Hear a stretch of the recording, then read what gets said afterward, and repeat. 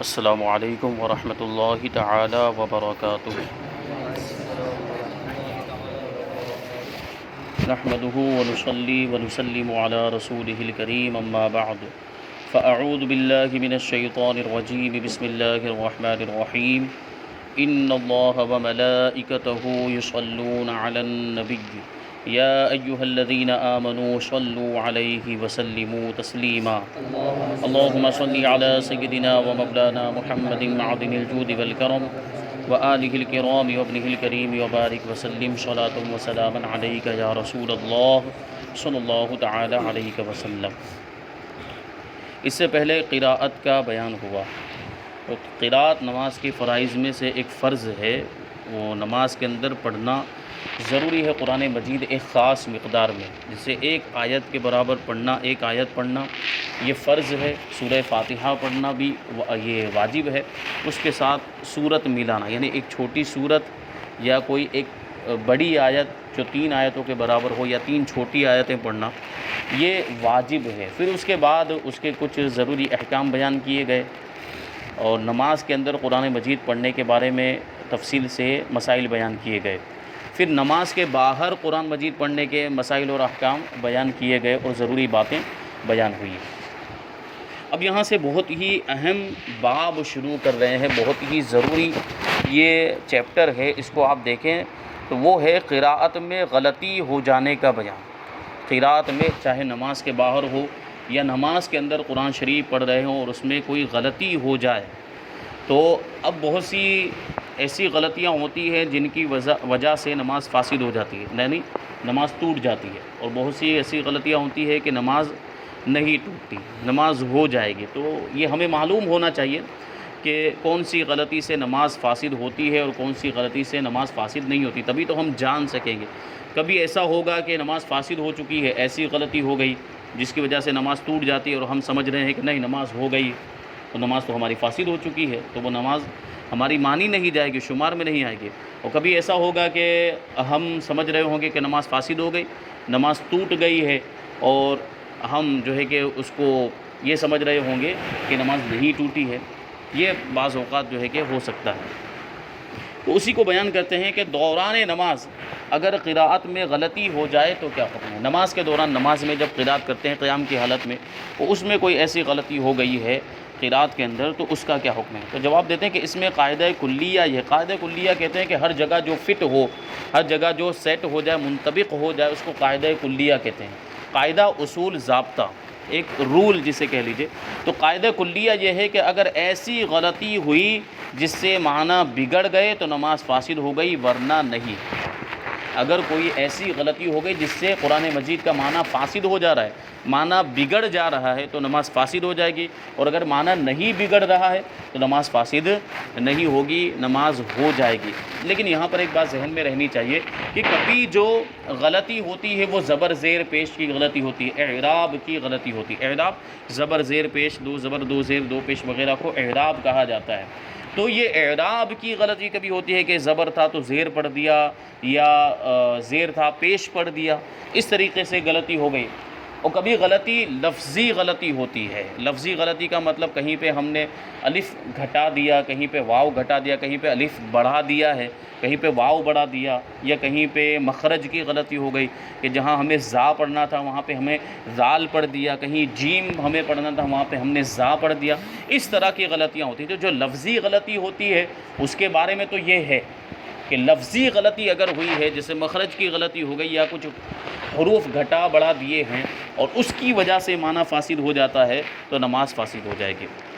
لیکن اعراب کی جو غلطی ہوتی، زبر زیر پیش کی جو غلطی ہے، اس کے تعلق سے حکم یہی ہے کہ وہاں بھی اگر جو اصل حکم ہے، اصل مذہب تو وہاں بھی یہی ہے کہ اعراب کی بھی اگر غلطی ہوتی ہے، یعنی زبر زیر پیش کی بھی ایسی غلطی ہوتی ہے جس کی وجہ سے قرآن مجید کا معنی بدل جاتا ہے، معنی فاسد ہو جاتا ہے، تو وہاں بھی نماز فاسد ہو جائے گی۔ اصل حکم تو یہی ہے۔ لیکن زمانے کے حالات کو دیکھتے ہوئے لوگوں کے اندر غفلت اتنی آ گئی ہے کہ قرآن مجید احتیاط کے ساتھ پڑھتے نہیں، وہ قرآن مجید کو غلط بھی پڑھتے ہیں اور اتنی غلطیاں ہوتی ہیں۔ تو یہ غفلت کو دیکھتے ہوئے متأخرین علماء نے، یعنی بعد کے علماء نے یہ فتویٰ دیا ہے کہ اب اگر عوام اعراب کی غلطی اگر کرتے ہیں، زبر زیر پیش کی اگر غلطی ہو جاتی ہے اور کوئی لفظی غلطی نہیں ہوتی ہے، تو اعراب کی غلطی میں، زبر زیر پیش کی غلطی میں اگرچہ معنی فاسد ہو جا رہا ہو، نماز کے فساد کا حکم نہیں دیا جائے گا۔ کیونکہ اگر ایسی صورت میں، یعنی اعراب کی غلطی ہو جانے کی صورت میں، زبر زیر پیش کی غلطی ہو جانے کی صورت میں اگر ہم نماز کے فاسد ہونے کا حکم دے دیں تو پھر کسی کی نماز بچے گی ہی نہیں، سب کی تقریباً نماز فاسد ہو جائے گی۔ کیونکہ ہمارے یہاں عوام کا حال یہ کہ قرآن شریف کس طریقے سے پڑھتے ہیں ہم جانتے ہیں، تو اس وجہ سے متأخر علماء نے ان کا لحاظ کرتے ہوئے یہ فتویٰ دیا ہے کہ اب اگر اعراب کی کوئی غلطی کرتا ہے تو نماز فاسد نہیں ہوئی، لیکن لفظی غلطی تو ابھی بھی اگر کوئی کرتا ہے اور جس کی وجہ سے معنی فاسد ہو جا رہا ہے تو نماز فاسد۔ اب معنی کیسے کیسے فاسد ہوتا ہے اس کو آگے سمجھائیں گے مثالوں کے ذریعے سے، تو بات آپ کو سمجھ میں آ جائے گی۔ اب معنی فاسد کہاں ہوا ہے اور کہاں نہیں ہوا یہ علماء ہی بتا سکتے ہیں۔ جو ظاہر سی بات ہے، جس کو ترجمہ آتا ہے قرآن شریف کا، جو جانتا ہے کہ اس آیت کا ترجمہ یہ، وہی تو بتا سکتا ہے کہ یہ پڑھیں گے تو یہ معنی درست ہے، لیکن یہ پڑھ دیا تو معنی غلط ہو جائے گا، تو یہ تو کوئی عالم ہی بتا سکتا ہے۔ تو اگر کوئی غلطی ہوئی ہے آپ سے اور آپ نے اس کو سدھارا نہیں، ایک تو یہ کہ نماز کے اندر ہی سدھار لیا، اور سدھار لیا تو نماز درست ہو گئی۔ نماز کے اندر ہی اگر ہم نے اگرچہ دوسری رکعت میں سدھارا ہو، لیکن اسی نماز کے اندر سلام پھیرنے سے پہلے، یعنی اس کے مقام میں، اس کے محل میں، جیسے قرات کا جو محل ہے یہ قیام ہے، قیام کی حالت میں پہلی رکعت میں غلطی ہوئی تھی، دوسری رکعت میں قیام کی حالت میں ہم نے اس کو سدھار لیا تو وہ نماز درست ہو جائے۔ لیکن غلطی نہیں سدھاری، نماز سے فارغ ہو گئے، سلام بھی پھیر دیا، اب ہمیں دھیان میں آیا کہ یہ غلطی مجھ سے ہوئی تھی، تو فوراً علماء سے رجوع کرنا چاہیے، پوچھنا چاہیے کہ مجھ سے یہ غلطی ہوئی تو میری نماز ہوئی کہ نہیں ہوئی۔ اب وہ بتائیں گے، آپ کی رہنمائی کریں گے کہ تم نے ایسا پڑھا تو یہ غلط ہو گیا، یہ اگر آپ نے ایسا پڑھا ہوگا جس سے معنی فاسد ہوتا ہے تو وہ بتائیں گے۔ تو اگر وہ کہیں کہ آپ کو نماز دہرانا ہے تو آپ کو نماز دہرانی پڑے گی۔ کبھی ایسا بھی ہوگا کہ وہ غلطی ایسی نہیں ہوگی جس کی وجہ سے معنی فاسد ہو رہا ہو، تو پھر وہاں دہرانے کی حاجت نہیں ہوگی۔ کبھی ائمہ حضرات سے بھی ایسی ایسی غلطیاں ہو جاتی ہیں، اور وہ ائمہ خاص طور پر جو صرف حفاظ ہوتے ہیں، عالم نہیں ہوتے، تو ان کے ساتھ یہ مسائل پیش آتے ہیں۔ وہ ان کو پتہ نہیں چلتا ہے کہ یہ ایسی غلطی ہے کہ جس کی وجہ سے نماز دہرانے کا حکم ہے۔ کبھی ایسا ہوتا ہے کہ چھوٹی سی غلطی ہو گئی، یا اعراب کی بھی کبھی غلطی ہو گئی تو وہ نماز دہرا لیتے ہیں۔ یہ الگ احتیاطاً دہرا لینا الگ چیز ہے، احتیاطاً دہرا لینے سے کوئی حرج نہیں، کیونکہ اگر وہ صحیح ہو چکی ہے وہ تو نماز ہو ہی گئی ہے، اگر ہم دہرا رہے ہیں تو یہ نفل ہو جائے گی، اس میں کوئی حرج نہیں ہے۔ لیکن کبھی ایسا ہوتا ہے کہ نماز فاسد ہو چکی ہے اور آدمی سمجھ رہا ہے کہ نہیں فاسد نہیں ہوئی، تو ایسی صورت میں ضروری ہوتا ہے دہرانا، وہاں پہ ضروری ہوتا ہے، معلوم کرنا بھی ضروری ہوتا ہے کہ یہ جو غلطی ہم سے ہوئی ہے اس سے نماز ہو رہی ہے یا نہیں ہو رہی ہے، نماز فاسد تو نہیں ہو رہی، یہ پوچھنا ضروری ہوتا ہے۔ تو اس طرح کے سوالات ہیں اور اس طرح کی باتیں یہاں پر ذکر کرتے ہیں۔ حرف سے حرف کو تبدیل کر دیا تو کیا ہوتا ہے، کیا حکم ہے، یعنی ایک حرف کی جگہ پہ دوسرا حرف پڑھ دیا تو اس کا کیا حکم ہوگا۔ تو بیان کرتے ہیں کہ ایک حرف کی جگہ پہ دوسرا حرف پڑھ دیا، اگر اس وجہ سے ہے کہ اس کی زبان سے وہ حرف ادا نہیں ہوتا تو مجبور ہے۔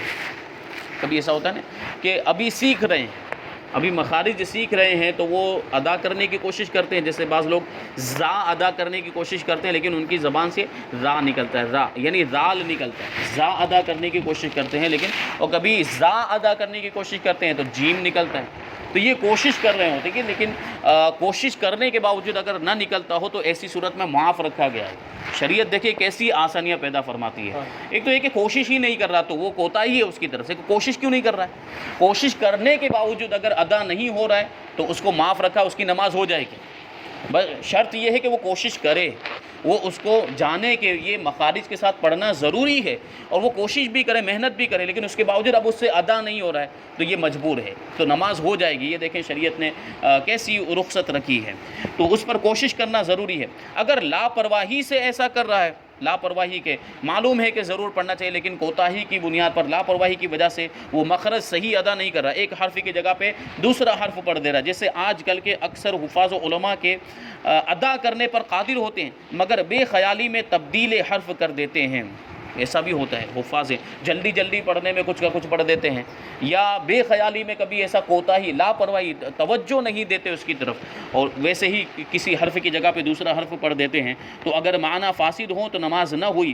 اس قسم کی جتنی بھی نمازیں پڑھی ہوں ان کی قضا لازم ہے، تو یہ بات بھی ذہن میں رہنی چاہیے۔ یہ اب آپ بتا رہے ہیں، جیسے کہ ہم نے بار بار اس چیز کو پڑھا بھی ہے، جو ابھی ہمارے اسباق چل رہے ہیں اس کے اندر اسی کو بتا رہے ہیں۔ تو اور تا، تو اور تا، سا، صاد اور سین، یہ حروف ہیں، ان میں فرق ہونا چاہیے۔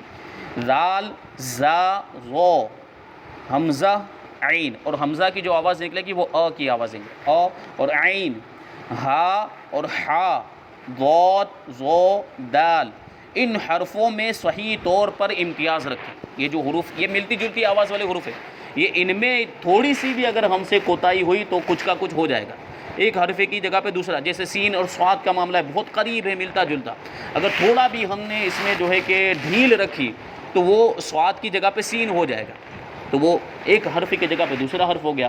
اب اگر معنی فاسد ہو رہا ہوگا تو نماز بھی فاسد ہو جائے گی۔ دیکھیے آپ، یہ چھوٹی سی غلطی ہے لیکن اس کی وجہ سے کتنا بڑا مطلب فساد آ جاتا ہے کہ ہماری نماز ہوتی ہی نہیں ہے، تو اس بات کو ذہن میں رکھنا ہے۔ تو امتیاز رکھیں، ورنہ معنی فاسد ہونے کی صورت میں نماز نہ ہوگی۔ اور بعض تو سین شین زا جیم قاف کاف میں بھی فرق نہیں کرتے، بعض لوگوں کے معاملہ تو ایسے جن کو کچھ بھی نہیں آتا ہے، مخارج کے میم سے بھی واقف نہیں ہوتے ہیں، تو ان کا کیا معاملہ کہ سین اور شین وہ کیا بڑی سین اور چھوٹی سین بولیں گے، لیکن بڑی اور چھوٹی لگانے سے وہ فرق تھوڑی ہو جانے والا ہے، وہ تلفظ میں فرق کرنا پڑے گا، ایسا اس کو ادا کرنا پڑے گا، تب وہ کہا جائے گا کہ یہ بڑی سین یا یعنی تلفظ میں دونوں میں فرق ہونا چاہیے۔ سین اور شین، بڑی اور چھوٹی کہنے سے دونوں الگ تھوڑی ہو جانے والی ہے، بڑی سین اور چھوٹی سین جبکہ ہوتا وہی ہے، تو یہ ہوتا ہے۔ اور اسی طرح قاف کا معاملہ ہوتا ہے، بڑا قاف ہے اور چھوٹا قاف، وہاں بھی ہوتا ہے کہ بڑا قاف بول دیتے ہیں یا چھوٹا قاف بول دیتے ہیں، تو بڑا چھوٹا بولنے سے وہ الگ نہیں ہو جانے والا، دونوں کو ایسا ادا کرنا پڑے گا الگ الگ، ورنہ اگر ایک ہی تلفظ دونوں کا ہوتا، یا جیم زا ظا ذال ان کا ایک ہی تلفظ ہوتا تو ایک ہی حرف کیوں نہ رکھتے، جیم ہی کیوں نہ رکھتے، پھر یہ چار حروف الگ رکھنے کی کیا ضرورت؟ اس کا مطلب کیا ہے کہ چار حروف الگ ہیں تو چار حروف کو الگ الگ ادا بھی کرنا ہے، یہ عربی کی خاصیت ہے۔ دوسری زبانوں کے اندر آپ جس طرح چاہے بولیں، کوئی آپ کو پکڑنے والا نہیں ہے، لیکن عربی دنیا کی سب سے بہترین زبان، اسی وجہ تو قرآن مجید عربی زبان میں نازل ہوا ہے، یہ سب سے افضل زبان ہے، اور اس کی یہ خصوصیت بھی ہے کہ ہر حرف کا ایک الگ تلفظ ہے، اور اسی تلفظ کے مطابق، اسی مخرج کے مطابق ہمیں اس حرف کو ادا کرنا ہے۔ بے محل وقف کر دیا تو نماز کا کیا حکم ہے؟ وقف کے قواعد ہم نے کچھ مختصر طور پہ پڑھے، بہت زیادہ لمبا اور بہت تفصیل کے ساتھ ہم نہیں پڑھے ہیں، لیکن کچھ مختصر ہم نے پڑھا کہ کہاں رکنا چاہیے، کہاں نہیں رکنا چاہیے، کون سی علامت ہے تو وہاں ہم ٹھہر سکتے ہیں، کون سی علامت ایسی ہے جہاں وقف نہیں کر سکتے ہیں، یہ سب قاعدے قوانین۔ وقف لازم بھی ہم نے پڑھا کہ وہاں ضرور رکنا چاہیے، تو اگر کوئی نہیں رکتا ہے، جہاں وقف کی علامت ہے وہاں نہیں رکتا، یا وقف لازم پر نہیں رکتا ہے اور ملا کر پڑھ دیتا ہے، تو نماز پہ کوئی فرق آئے گا یا نہیں آئے گا؟ تو بیان کرتے ہیں کہ وقف کا بے موقع اور بے محل ہونا مفسد نہیں، یعنی بے محل اگر وقف کر دیتے ہیں تو اس سے نماز نہیں ٹوٹے گی، اگرچہ وقف لازم ہو، یعنی وقف لازم تھا وہاں پر بھی نہیں رکا اور ملا کر پڑھ دیا ہے تو اس سے نماز فاسد نہیں ہوگی۔ یہ کوئی ایسی چیز نہیں ہے جس کی وجہ سے نماز ٹوٹ جائے، ٹھیک ہے، ہاں اس کا لحاظ کرنا چاہیے، یہ قراءت کی خوبصورتی میں سے ہوتا ہے، یہ قراءت کے واجبات میں سے ہوتا ہے، یا قراءت کی سنتوں میں مستحبات میں یہ چیزیں ہوتی ہیں کہ وہاں جہاں رکنے کی بات کی کہی ہے وہاں رکنا چاہیے، اور جہاں نہ رکنے کے بارے میں کہا گیا وہاں نہیں رکنا چاہیے، یہ ہوتا ہے۔ لیکن اگر کبھی غلطی سے وقف لازم پر بھی ملا دیا، یا کہیں غلطی سے جہاں رکنا چاہیے تھا وہاں نہیں رکے، تو ایسی صورت میں نماز میں کوئی فرق نہیں آئے گا، نماز ہو جائے گی۔ اگر قراءت میں کوئی کلمہ یعنی کوئی لفظ چھوڑ دیا ہے تو کیا حکم ہے؟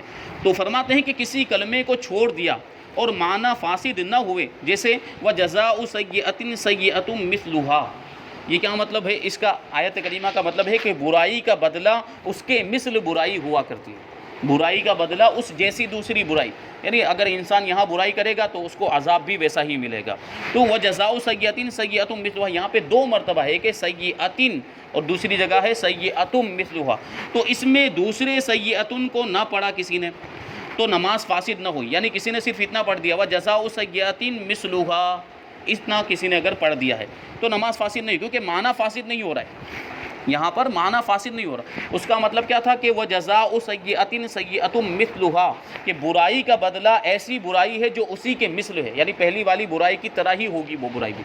اور اگر اس کو اس طرح پڑھ دیا، ایک سیئتن کو چھوڑ کر دوسرا والا جو سیئتن ہے، اور یوں پڑھ دیا وَجَزَاءُ سَیِّئَةٍ وَجَزَاءُ سَیِّئَةٍ مِثْلُهَا پڑھ دیا، تو اس کا مطلب ہو جائے گا برائی کا بدلہ اسی کے مثل ہے، تو معنی فاسد نہیں ہوتا ہے۔ اس وجہ سے نماز، اگرچہ ایک کلمہ جو ہے کہ چھوٹ گیا لیکن نماز ہو جائے گی۔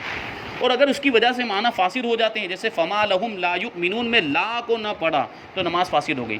فما لہم لا یؤمنون، انہیں کیا ہوا کہ ایمان نہیں لاتے، انہیں کیا ہوا کہ ایمان نہیں لاتے. تو یہ لا یؤمنون کا جو لا ہے اگر وہ چھوڑ دیتے ہیں تو اس کا ترجمہ ہو جائے گا انہیں کیا ہوا کہ ایمان لاتے ہیں. تو معنی بالکل اپوزٹ ہو گیا, بالکل الٹا ہو گیا, تو یہ معنی فاسد ہو گیا.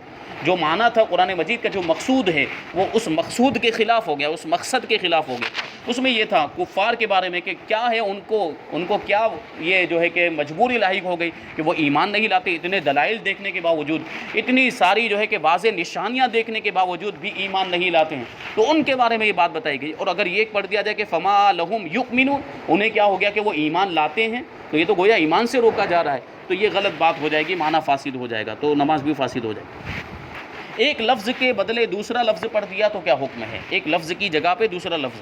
تو بتاتے ہیں کہ ایک لفظ کے بدلے دوسرا لفظ پڑھا تو یہاں بھی وہی چیز ہے کہ اگر معنی فاسد نہ ہوئے تو نماز ہو جائے گی. جیسے علیمن کی جگہ پہ حکیمن پڑھ دیا, اللہ تبارک و تعالیٰ کی صفات میں کہ واللہ علیم حکیم, واللہ حکیم علیم, واللہ غفور الرحیم. اس طرح جو ہے کہ مختلف جگہ پہ اللہ تبارک و تعالیٰ کے صفاتی نام موجود ہے قرآن مجید میں. تو ایک کی جگہ پہ دوسرے کو پڑھ دیا تو چونکہ وہ بھی اللہ کی صفت ہی ہے, جیسے علیمن کی جگہ پہ حکیمن پڑھ دیا تو نماز ہو جائے گی. اور اگر معنی فاسد ہو جاتے ہوں تو نماز نہ ہوگی. جیسے وعدن علینا انا کننا فاعلین, ہم پر وعدہ ہے, ہم نے اپنے ذمہ کرم پر یہ وعدہ لے لیا, انا کننا فاعلین, بے شک ہم ضرور اس کے کرنے والے ہیں.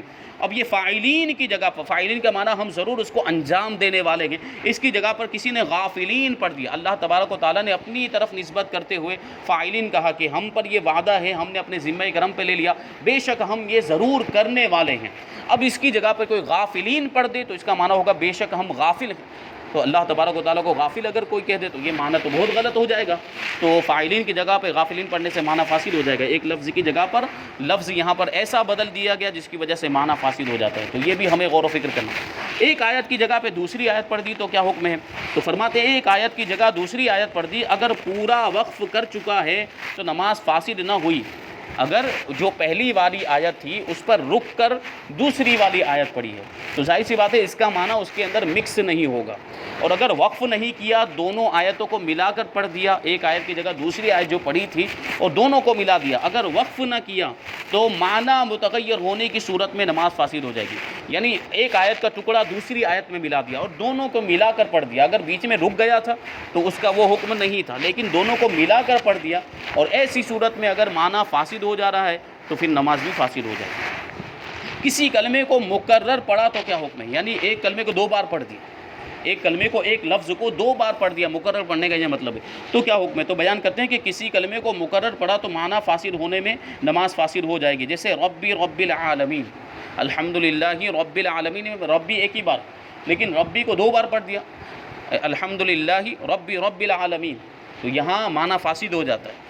کیا معنی ہو جاتا ہے؟ جیسے الحمدللہ رب العالمین کا مطلب کیا ہے کہ تمام تعریف ہے اس اللہ کے لیے جو سارے جہانوں کا رب ہے, سارے جہانوں کا پالنے والا پروردگار ہے. اور ربی رب العالمین اگر پڑھ دیتے ہیں تو اس کا معنی کیا ہو جاتا ہے کہ تمام تعریف ہے اس اللہ کے لیے ہے جو رب العالمین کا رب ہے. رب العالمین کا کوئی رب ہو سکتا ہے؟ اللہ کا تو کوئی رب نہیں ہے. اللہ کا کوئی پیدا کرنے, وہ سب کا پیدا کرنے والا ہے, وہ سب کو پالنے والا. تو معنی کتنا غلط ہو گیا. اسی طریقے سے مالکی یوم الدین ہے, جو یوم جزا کا مالک ہے, بدلے کے دن کا جو مالک ہے اللہ تبارک و تعالیٰ, مالکی یوم الدین اس کا یہ مطلب. لیکن اگر کسی نے مالکی ایک بار اور پڑھ دیا, مالکی یوم الدین, جو یوم جزا کا مالک ہے اس کا مالک, تو اللہ کا مالک گویا کہ کہنا چاہ رہے ہیں, تو یہ معنی فاسد ہو جاتا ہے. تو جب کہ بقصد اضافت ایسا پڑھا ہو, اضافت یعنی ایک چیز کی نسبت دوسری چیز کی طرف کرنا. جیسے ہم کہتے ہیں کہ زید کا قلم, تو ہم نے قلم کی نسبت زید کی طرف کی, تو اس کو اضافت کہتے ہیں. اگر اضافت کے قصد سے یہ پڑھ دیا مالکی یوم الدین, کہ جو یوم الدین کا مالک ہے, یوم جزا کا مالک, اس کا بھی مالک, یہ اضافت ہو گئی, نسبت کر دی, یعنی مالک یوم الدین کی طرف دوسرے مالک کی نسبت کر دی, تو یہ معنی فاسد ہو جاتا ہے. یعنی رب کا رب, مالک کا مالک. اور اگر بقصد تصحیح مخارج مقرر کیا گیا, یعنی مخرج صحیح ادا نہیں ہوا تھا پڑھتے پڑھتے, اور صحیح ادا کرنے کی نیت سے اس نے دوبارہ اس کو پڑھ دیا ہے, تو ایسی صورت میں کوئی حرج نہیں ہے.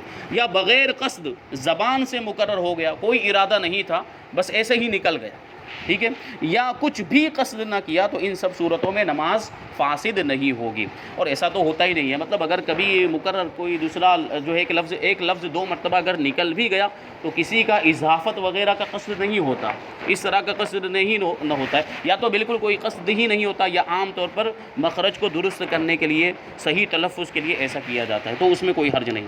اب بہت ہی اہم بات ہے، اس کو بیان کرتے ہیں کہ مد ہے، مد جیسے مد متصل، مد منفصل، مد لازم، مد عارض وغیرہ جو پڑھے ہیں، غنہ، نون مشدد، میم مشدد، اور جو دو غنے کے جو قواعد جو سارے ہیں، اظہار، اخفاء، امالہ، نہ کرنا تھا اور کر لیا، یا کرنا تھا نہ کیا تو کیا حکم ہے، یعنی دونوں چیزیں ہیں کہ جہاں غنہ کرنا تھا وہاں نہیں کیا، یا جہاں غنہ نہیں کرنا تھا وہاں کر لیا ہے، یا اس طرح کے جو دوسرے مد وغیرہ ہیں جہاں مد کرنا تھا وہاں نہیں کیا، اور جہاں نہیں کرنا تھا وہاں کر لیا ہے، تو ان ساری چیزوں کا کیا حکم ہوگا؟ تو بیان کرتے ہیں کہ مد، غنہ، اظہار، اخفاء، امالہ بے موقع پڑھا، یا جہاں پڑھنا ہے وہاں نہیں پڑھا تو نماز ہو جائے گی۔ یہ ساری چیزیں جو ہوتی ہیں یہ قراءت کی خوبصورتی کے لیے ہوتی ہیں، تو ان میں اگر کچھ ادھر ادھر ہو جاتا ہے، غنہ کرنا چاہیے تھا لیکن غنہ نہیں کیا، اور جہاں نہیں کرنا چاہیے تھا وہاں کر لیا ہے، تو اس سے نماز میں کوئی فرق نہیں پڑے گا، نماز ہو جائے گی۔